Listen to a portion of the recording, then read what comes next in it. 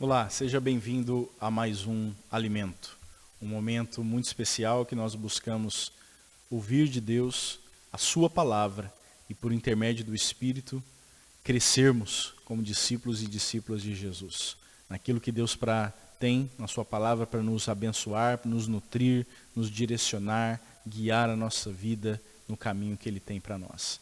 O texto que nós vamos meditar hoje é o Salmo 8. Nós estamos nesses tempos meditando em Salmos, a nossa verdadeira escola de oração, e hoje nós vamos mergulhar nesse Salmo. Eu gostaria que você abrisse a sua Bíblia comigo e lesse aquela que é uma oração de louvor a Deus e também que tem muito a nos ensinar. Vamos ler juntos, Salmo 8, diz assim: Ó Senhor, Senhor nosso, como é magnífico o teu nome em toda a terra, pois puseste nos céus a tua majestade.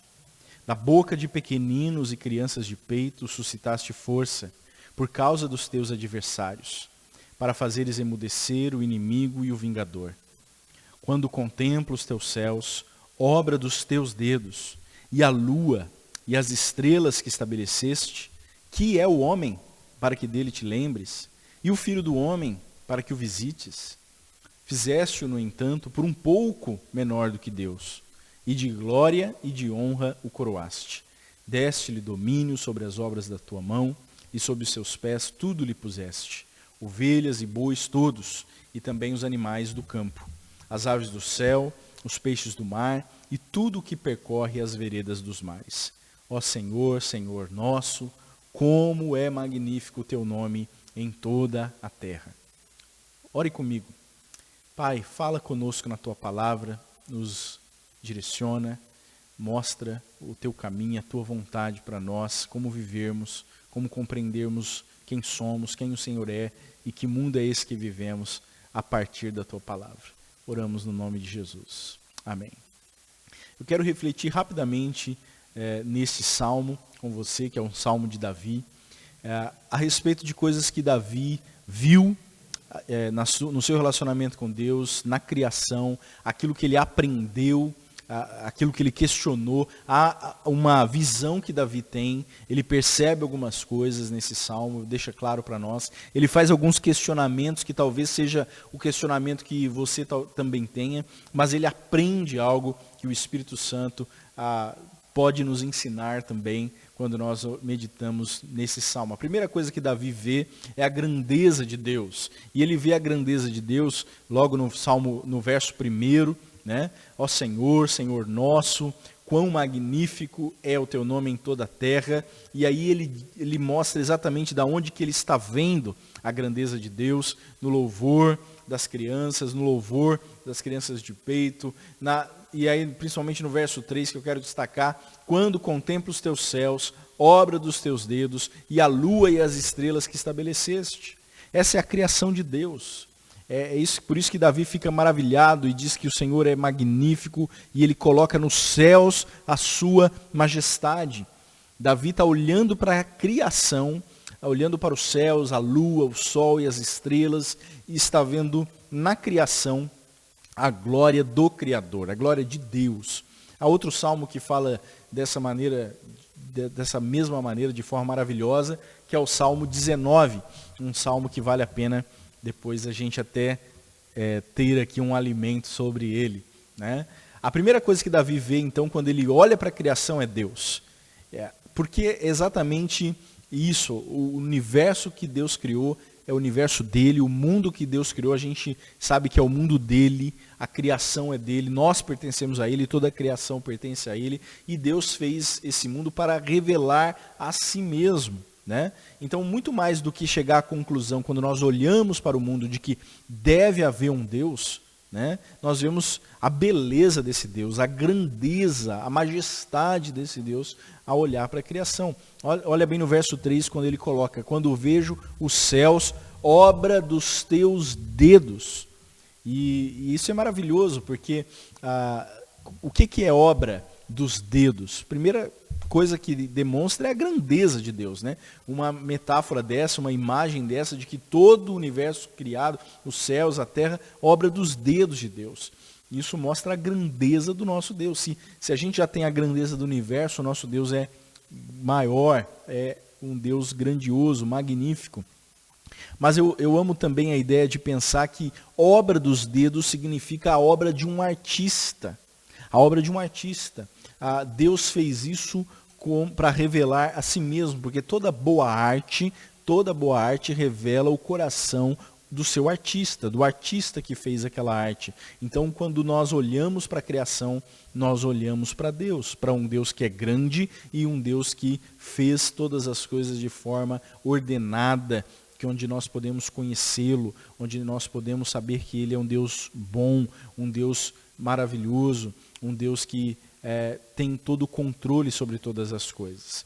E aí Davi então começa, vendo Deus, vendo esse grande Deus, ele também começa a questionar algumas coisas. Ele começa a questionar como que um Deus tão grande, como que um Deus fez o universo de forma linda, de forma ordenada. Quando eu vejo as estrelas, quando eu vejo os planetas, quando eu vejo tudo que Deus fez, um Deus que é tão grande assim, como que esse Deus pode se importar comigo? Como que um Deus desse, tão grande, tão maravilhoso, pode se importar com o ser humano?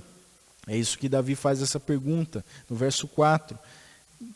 Lendo o 3 e o 4, né? Quando contemplo os teus céus, obra dos teus dedos, e a lua e as estrelas que estabeleceste, que é o homem que dele te lembres, e o filho do homem que o visites. Parece até que Davi está trazendo uma questão filosófica, né? O que é o ser humano?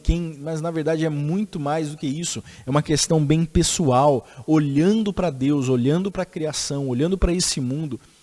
E será que a gente importa? Essa é a grande questão para Davi. Não havia tantos ateus na época de Davi, no sentido moderno de hoje, de acreditar que Deus não existe, mas desde a época de Davi, por todo o tempo, por toda a história, e inclusive talvez seja mais importante até hoje, é a grande questão, nem tanto se Deus existe, mas a questão, Deus se importa? Essa questão ainda é atual. Deus se importa? Se nós cremos em Deus, cremos nesse grande Deus que fez o mundo, que fez o universo com seus dedos, Ele se importa conosco. Eu posso saber que esse poder criador, o Deus criador, se importa conosco. E eu acredito que essa questão é até mais importante hoje do que na época de Davi. Porque hoje nós temos toda uma cultura oficialmente dizendo que o poder que está por trás do universo é um poder impessoal. É isso que nós vemos nos livros, nas aulas, nas universidades, nos filmes, na mídia. Nós estamos aqui apenas por um acidente, apenas por acaso. Não tem nada além disso, não há propósito, não há um Deus criador, não há um Deus que ama você e se relaciona com você. Então, como é que a gente pode se sentir, então, bem no meio dessa cultura que jogou Deus fora, que abandonou Deus, que abandonou a noção de Deus, que abandonou sua lei, que abandonou a visão de um Deus criador? Quando essa pergunta é feita para a nossa cultura, que é o homem? Que é o homem? A resposta mais honesta que a nossa cultura pode dar é que o homem não é nada, o homem é fruto do acaso. A resposta oficial da nossa cultura é que o universo não se importa com você. O universo é uma força impessoal. Ele nem sabe que você existe, né? Então, isso é muito importante. Mas o que Davi aprendeu e o que nós podemos aprender com esse salmo é que Deus se importa conosco. E Ele se importa, tanto é que Ele nos fez, o verso 5 e 8... A 8 dá essa resposta da pergunta do verso 4 que Davi fez. Que é o homem que dele te lembres e o filho do homem que o visites. No verso 8, imediatamente, ele começa a responder e diz, e nós lemos assim, fizeste-o, no entanto, por um pouco menor do que Deus, e de glória e de honra o coroaste. Deste-lhe domínio sobre as obras da tua mão, e sobre os seus pés tudo lhe puseste, ovelhas e bois todos, e também os animais do campo, as aves do céu e os peixes do mar e tudo que percorre as sendas dos mares. Você consegue já imaginar da onde vem, o que parece esse trecho que Davi está citando no Salmo? Parece muito com Gênesis capítulo 1 e 2, não é verdade? Gênesis capítulo 1 e 2, o relato da criação aqui. Que Deus colocou o homem, o ser humano, o homem e a mulher acima de toda a criação, como a glória da criação. E aqui essa expressão, deste-lhe domínio sobre as obras da tua mão, sobre os seus pés tudo lhe puseste. O Senhor criou o homem por um pouco menor do que Deus, de glória e de honra o coroaste. A Bíblia não está dizendo aqui que nós somos mini-deuses, ou nada disso. Ela está dizendo que Deus colocou a sua imagem em nós. Nós somos criados à imagem e semelhança do Deus Criador. Por isso, cada vida importa. Cada ser humano importa. A postura do cristão, do discípulo de Jesus, deve ser de valorizar a vida em primeiro lugar, porque na vida humana existe essa dignidade inerente de ter sido criada à imagem e semelhança de Deus. Por isso, quando nós estamos numa pandemia, nós não estamos vendo números de mortos, nós sabemos que são vidas criadas à imagem e semelhança de Deus. Mesmo diante da violência urbana, mesmo diante de tantas dificuldades de vivermos num país tão violento, nós sabemos que cada vida não é um número, cada vida é uma pessoa, um ser humano criado à imagem e semelhança de Deus. E Deus se importa com esse ser humano. Então Davi aprende isso. Ele aprende que nós temos valor porque fomos criados por Deus e fomos criados à sua imagem e semelhança. Isso é muito importante. É uma doutrina importantíssima da fé cristã, de que nós somos criados à imagem e semelhança de Deus. Fomos criados seres relacionais como Deus é, seres morais, que querem escolher, seres que desejam e almejam a eternidade, como Eclesiastes diz, que Deus colocou no coração do homem o anseio pela eternidade. Nós somos criados à imagem e semelhança de Deus. Essa é a primeira razão por que a gente importa. E a segunda razão que o Salmo nos dá, ele nos dá esse vislumbre, essas dicas, a gente pode dizer assim, da doutrina da criação, mas ele também vai para a doutrina da redenção. Se a gente olha com cuidado, a gente vê isso no verso 4, que é o homem que dele te lembres e o filho do homem que o visites. Que o visites. Que o Senhor veio visitar. A palavra aqui que foi traduzida por visites na nossa Bíblia, ou se importe em algumas outras versões, ela literalmente significa sair, procurar, até encontrar. É uma procura ativa até encontrar. Que a gente poderia traduzi-la assim, o que é o homem para que o Senhor venha, saia atrás dele até o encontrar. Que maravilha. Porque essa é a doutrina da redenção. Essa é a mensagem do Evangelho. Que Deus se fez carne, que Deus veio na nossa direção e veio nos procurar até encontrar. O Senhor Jesus diz que veio atrás daquele que estava perdido. E o Senhor Jesus conta parábolas em Lucas capítulo 15, estão registradas, parábolas de pessoas e coisas que estavam perdidas, né, e animais que estavam perdidos. Tem 3 parábolas ali em Lucas 15, de um pastor, primeiro, que perdeu a sua ovelha, e essa ovelha estava perdida, e então ele vai atrás da sua ovelha, porque ele estima a sua ovelha, e ele vai atrás até encontrá-la, e quando o encontra faz uma festa. Depois há uma parábola de uma mulher que perde na sua casa uma dracma, que é uma moeda de grande valor, e ela varre a casa, ela revira os móveis, e ela faz o que é preciso para encontrar essa moeda, e quando ela encontra, ela faz uma festa. E depois há a parábola do filho que estava perdido, do pai que tinha 2 filhos e que na verdade os 2 estavam perdidos, um perde-se longe de casa, o outro fica perdido dentro de casa, longe do coração do pai, e o pai vai atrás, na verdade, dos dois, quando ele fica no portão aguardando o filho, e antes que o filho faça todo aquele discurso de como ele tinha ido para a terra distante, como ele estava arrependido, como ele queria voltar para ser tratado como um dos funcionários do seu pai, porque ele tinha pedido toda a herança, tinha ido e gastado toda a herança do pai numa terra distante, havia tido uma fome, ele tinha tentado trabalhar cuidar de porcos, e nem mesmo a comida dos porcos é permitida a ele. Ele pensa que ele vai voltar para trabalhar como um dos funcionários do pai, porque os funcionários do pai têm casa, têm comida, tem tudo, pelo menos o básico, muito bom para sobreviver,